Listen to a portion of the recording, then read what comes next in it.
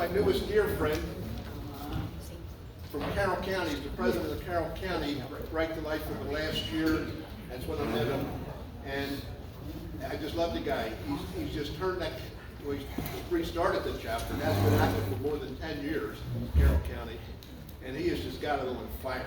He has got it. I told him probably within a year or two, going to be the best chapter in Maryland Right to Life. Right now, we consider it the best, thank God, to our board. But anyway, Stephen Leone is going to be talking about physician-assisted suicide. Again, he's the president of Carroll County Right to Life.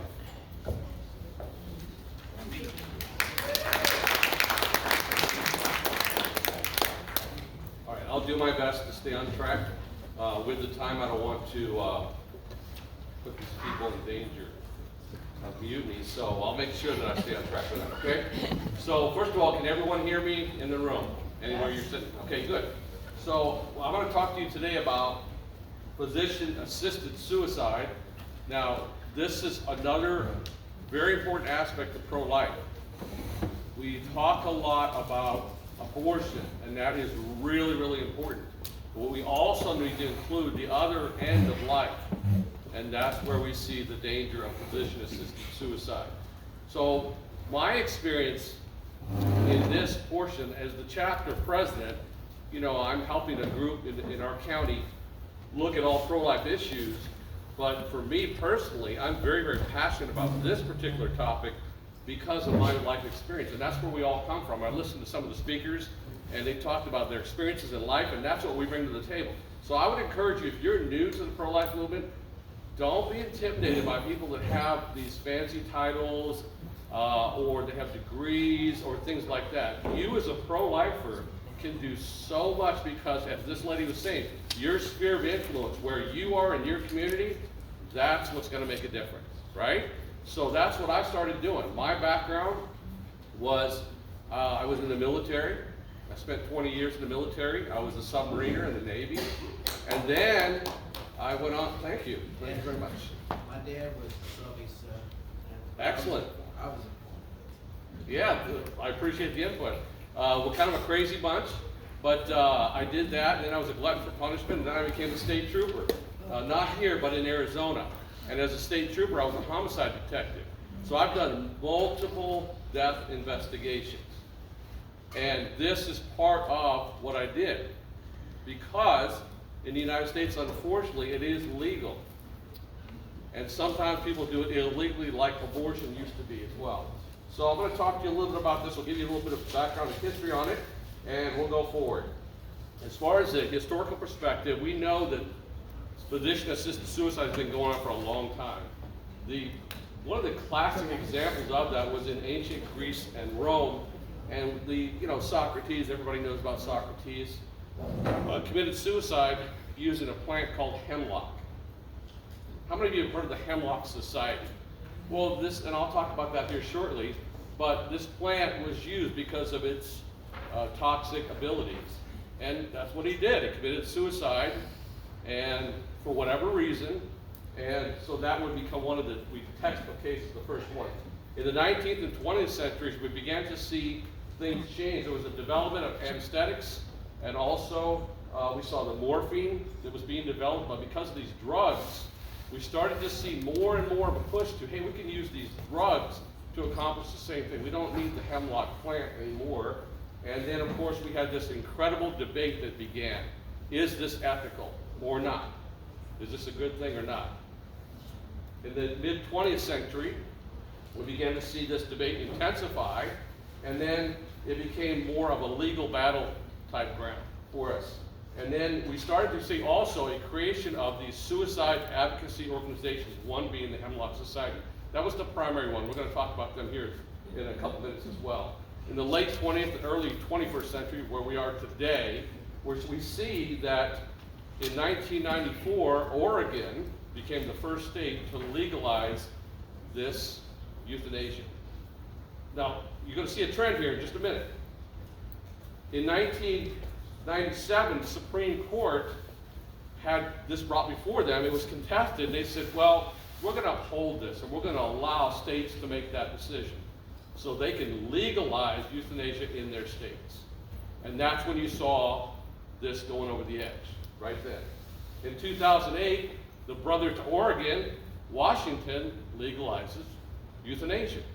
Today, I would encourage you, if you don't know much about this topic, go to their websites in the state of Oregon and Washington. They are extremely proud of their ability to support this and conduct euthanasia in their state. They are so proud of it. They actually put, like we talked about the state of Maryland not putting numbers up, that's not the case in Oregon and Washington. They put their numbers up. They'll tell you how many people have died and they've allowed this to happen. It's crazy. They're extremely proud of this.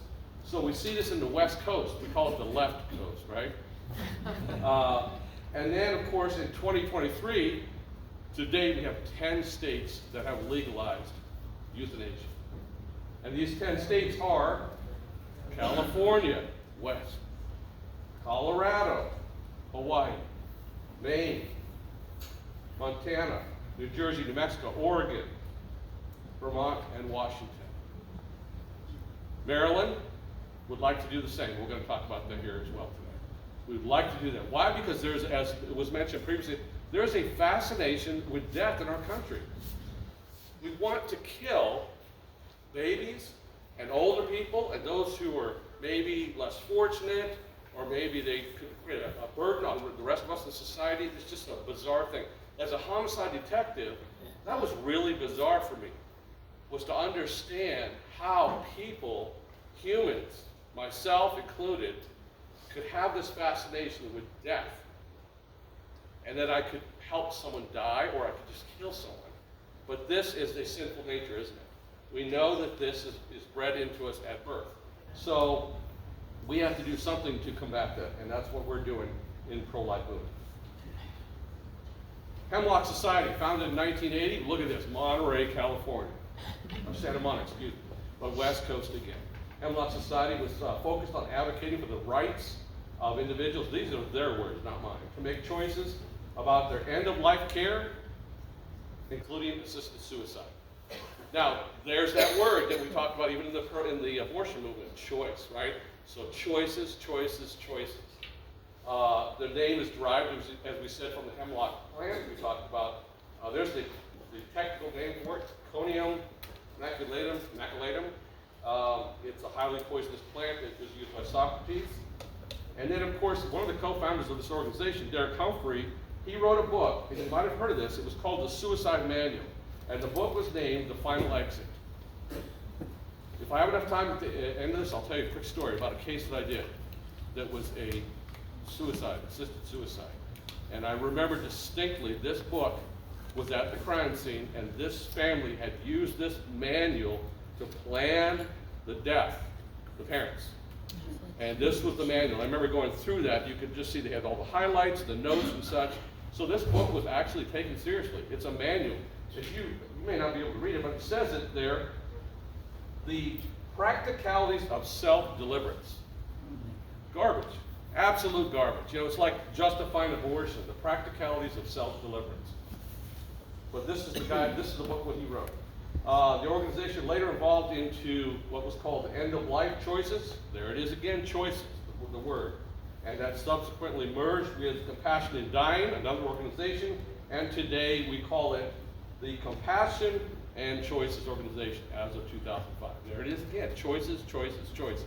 Unfortunately, these choices are the wrong choices, but this is another thing. You see these people who are fascinated with death, they love to use that word choice, don't they? It's my choice to do this.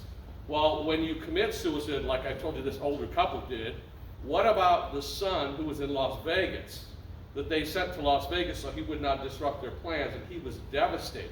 So I had to find him in Las Vegas and call him back, and he finds out my parents have committed suicide in a very horrific way. Very horrific. Okay? So this is Hemlock Society. Then, of course, you may remember the infamous Dr. Jack Kevorkian. Doctor, that name should have been taken, or that title should have been taken from him a long time ago. He was a pathologist, but he was also a very strong proponent of euthanasia. And if you don't know his history, he made it a point in his life to assist others in killing themselves. Even when the court told him, you will stop doing it, he said, I'm going to do it. And he told the judge, let's see what you can do about it, which ended him up in jail eventually, but he was very defiant of legal orders. He championed terminal patients' right to die by physician-assisted suicide. Now, he said, I'm a champion of terminal patients, I'm helping them. But there are statistics that prove that he, like the abortionists, are full of baloney. That's not true. It wasn't just terminal illness that he was dealing with. It was people who said, I don't want to live anymore. In fact, many of them weren't even ill. They weren't even ill at all. When they did autopsies on 19 of those bodies, they found no illness in them. Also, 19, they found that he had administered the drug to them within 24 hours of their first contact with them. Can you imagine you go see a doctor for the first time, and within 24 hours he performs a surgery on you and says, hey, we're going to do a heart surgery on you today or tomorrow, and it's done. But within 24 hours, 19 of those patients were dead after their initial consult with him. Even any kind of body that's a doctor, a professional as such would say, no, you need to have treatment. We need to find out what's going on and do tests and so on. He created what he called the euthanasia device. He created 3 devices to kill people. But one was, it had a toxic quantity of drugs, and all the person had to do was they just pushed the button and the drugs came in. Now he alleges, he says, I never pushed that button. He said, all I did was hook up the IVs, and then I sat and watched. But in the end, this is amazing. He's like the Bernard Nathanson of euthanasia. That's who this guy is, really. And you all know who Bernard Nathanson is, right? The abortion king. 75,000 abortions, 2 of which were his own children. That's rather disturbing, and he's a doctor. But this guy, in the end, had killed, he acknowledged, 130 patients over an 8-year period. That's 16 per year. That's more than 1 a month. 1 a month, you're killing these patients, but that was his business. It was later revealed that 60% of his patients were not terminally ill, and at least 13 had no complaint of pain. None at all. They were simply depressed. They decided, I just don't want to live anymore. How many of you have been depressed in your life? How many of you, and you don't have to answer this question, but how many of you have been depressed to the point you thought, I don't want to live anymore. I'm done. I want to check out. Well, this is another story, not for today, because we don't have enough time, but Steve here, in his life, had a catastrophic breakdown in 2014 and had 3 suicidal attempts in 1 year. And they took me and they committed me to the Veterans Administration Hospital, and they locked me in. I was committed, and I found the help that I needed.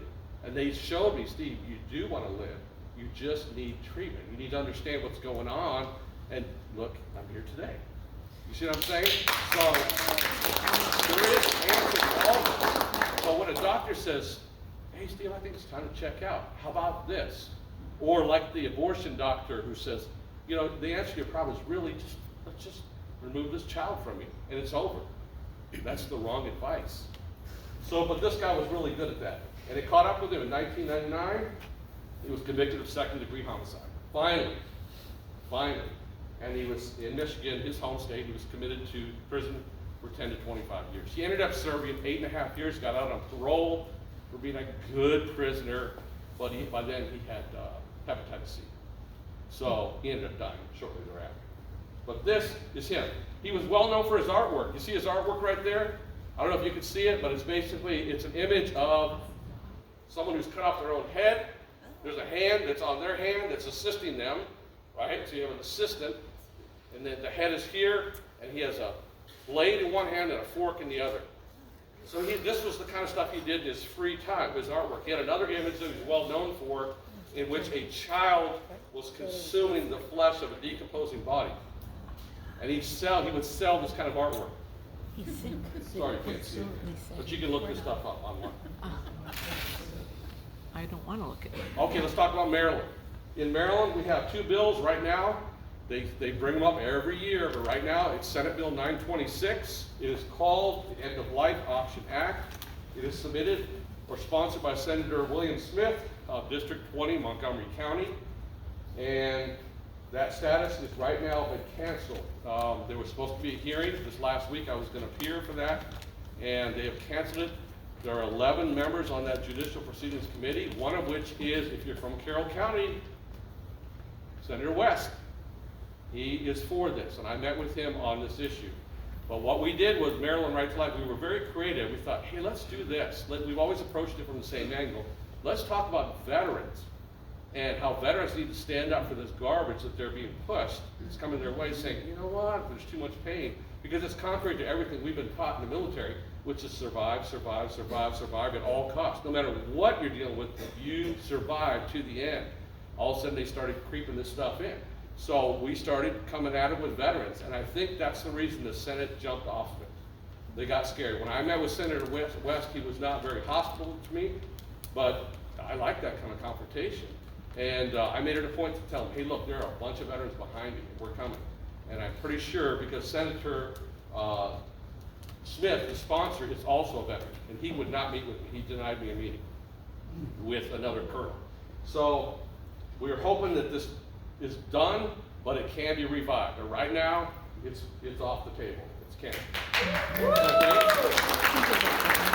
House Bill 1328, which is the other version of it, has 49 sponsors. Imagine that.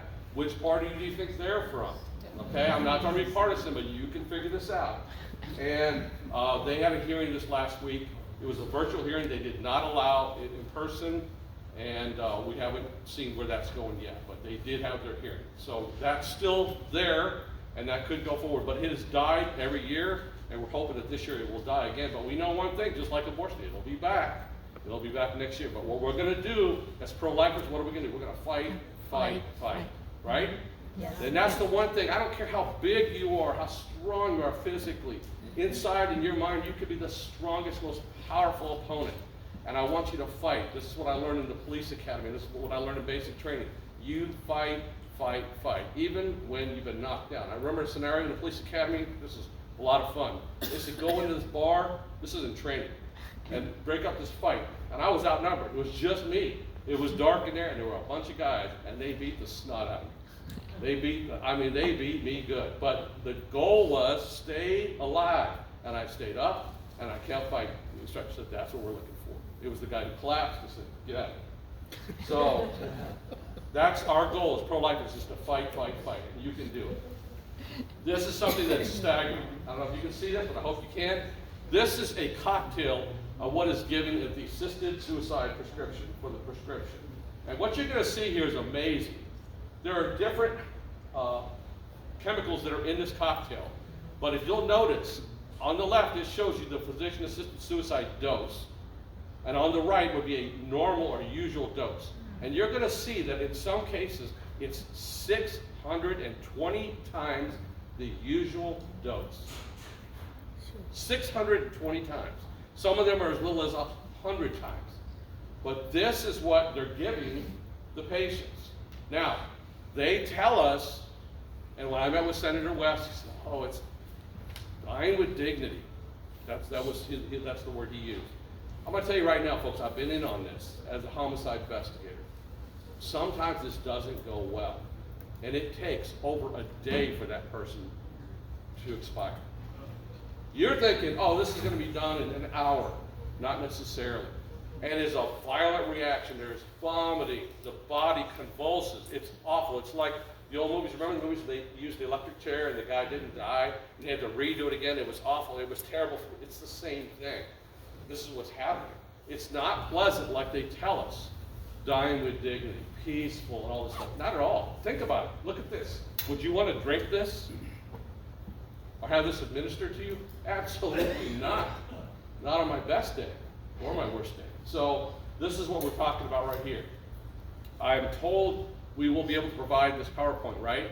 Is that correct? Yes. I provided it to Pam, and we can put this out for you, so you'll have the information for this.